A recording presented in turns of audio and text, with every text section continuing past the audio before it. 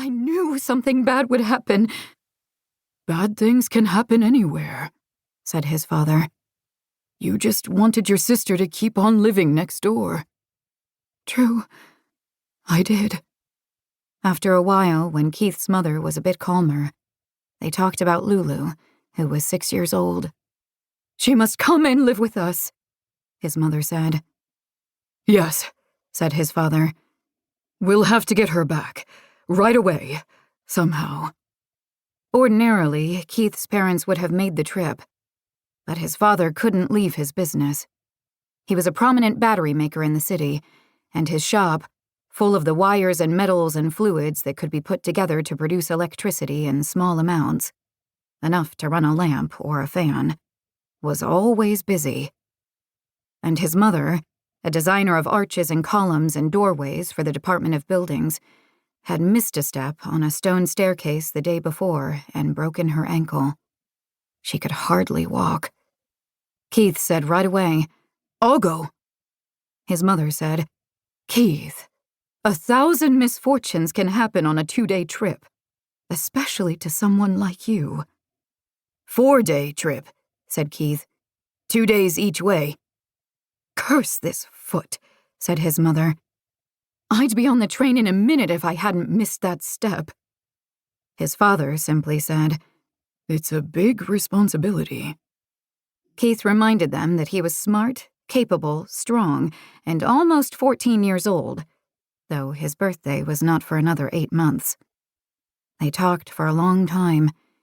Keith's father kept pulling at his beard, as he often did when he was anxious. But finally he said, "I suppose I could explain what you'd need to know." And from that point, it was decided. The next morning, Keith and his father left their home on the top floor of the Bright Spot Apartments and started down the 3 flights of stairs. They passed Amity Wing, who was also going down. She was a pretty girl with long, dark hair who lived on the 2nd floor with her parents. And when Keith said, "I'm off on a train trip," she raised her eyebrows and smiled. "Lucky you," she said. "I've never been, but I'd love to go." Many times he'd seen her from his window with her pack of friends, all of them talking, laughing, sometimes singing, carrying bags and bundles, heading up the river path. Where did they go? He didn't know. He'd never asked. Outside, the street was alive with city dwellers and their carts and bikes and wagons, their horses and dogs, their rolling crates of pumpkins, their cages of chickens, their baskets of eggs and pies and mushrooms and flowers. "I'm leaving home," Keith said to himself. He had never left home before. It was exhilarating. They walked down 39th Avenue, beneath the russet and yellow leaves of the maple trees, and took the streetcar up Cameron Street to the train station. On Platform 2, westbound train number 33 stood waiting. Engine, fuel car piled high with chunks of wood, and 4 passenger cars.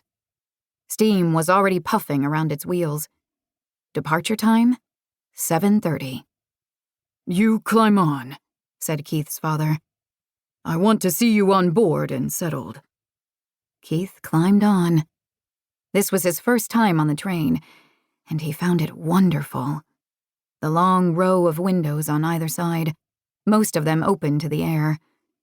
The wood-paneled walls and arched ceiling, and the pairs of seats, cushioned in deep red. His own seat was 12A. He stowed his blue canvas bag in the compartment underneath it, sat down, and thrust the window open. Outside on the platform stood his father, ready to give him parting advice.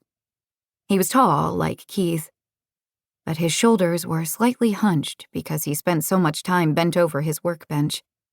Keith looked down on him from the window, noticing the strands of white beginning to show in his shaggy dark hair.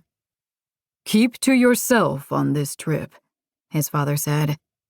"Don't get caught up in anything." "Caught up?" "You know the way you do." Keith knew what he meant. Yes, he'd gotten caught up one time in a building project involving stones and water.